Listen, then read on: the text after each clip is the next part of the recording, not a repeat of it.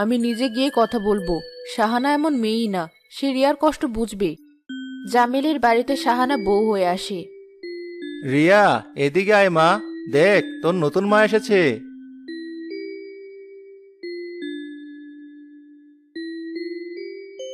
আরে কি মিষ্টি মেয়ে, এসো মা। আজ থেকে আমিই তোমার মা। আমাকে ভয় পেও না। তুমি আমাকে মারবে না তো? ছি ছি, নিজের মেয়েকে কেউ মারে? এখন থেকে আমরা একসাথে খেলবো, গল্প করব, ঘুরতে যাব, ঠিক আছে? ঠিক আছে মা। যাক, বাঁচা গেল। শাহানা, আমার মেয়েটা কিন্তু আমার কলিজার টুকরা। ওর যেন কোনো অযত্ন না হয়। আপনি একটুও চিন্তা করবেন না, রিয়া আজ থেকে আমারও মেয়ে। ওর কোনো কষ্ট আমি হতে দেব না। কয়েক সপ্তাহ কেটে যায়। শাহানার ব্যবহারে সবাই মুগ্ধ। জামিলের মন থেকে সব চিন্তা দূর হয়ে যায়। শাহানা, আমি ভাবছিলাম ব্যবসার কাজে তো আমাকে আবার বাইরে যেতে হবে। এবার প্রায় 1 মাসের সফর। চট্টগ্রাম যেতে হবে। এর মধ্যেই মাত্রই তো এলেন। কি করব বলো? যেতে তো হবেই। পেট তো চালাতে হবে। আমি ভাবছিলাম রিয়ার জন্য। আপনি রিয়ার জন্য এক বিন্দুও চিন্তা করবেন না। আমি আছি না, আমি ওকে দেখে রাখবো। আপনি শুধু নিজের খেয়াল রাখবেন আর তাড়াতাড়ি ফিরে আসবেন। তুমি আছো বলে আমি ভরসা পাচ্ছি শাহানা। না হলে এই মেয়েকে একা রেখে আমি এক পাও নড়তে পারতাম না। আমি কাল সকালে রওনা দেব।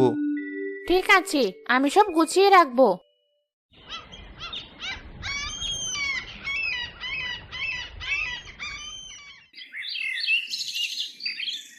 রিয়া মা, আমি আসি।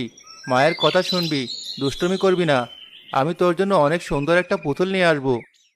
না বাবা, তুমি যেও না, আমার ভালো লাগে না। কাঁদে না মা, বাবা তো আবার চলে আসবে। আমরা দুজন মিলে বাবার জন্য অপেক্ষা করব। আসি শাহানা, মেয়েটাকে দেখে রেখো। সাবধানে যাবেন। জামিল চোখের আড়াল হতেই শাহানার মুখের মিষ্টি হাসিটা মিলে গিয়ে এক ভয়ঙ্কর কঠোরতা ফুটে ওঠে। সে রিয়ার হাত ধরে এক ঝটকায় তাকে ভেতরে নিয়ে আসে। মা লাগছে।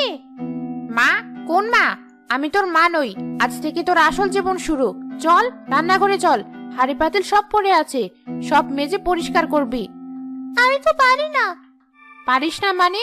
আজ থেকে সব পারতে হবে। তোর বাপের টাকায় আমি বসে বসে খাবো, তুই আমার সব কাজ করবি। রিয়া কান্না করতে করতে হাঁড়ি পাতিলগুলো পরিষ্কার করতে থাকে।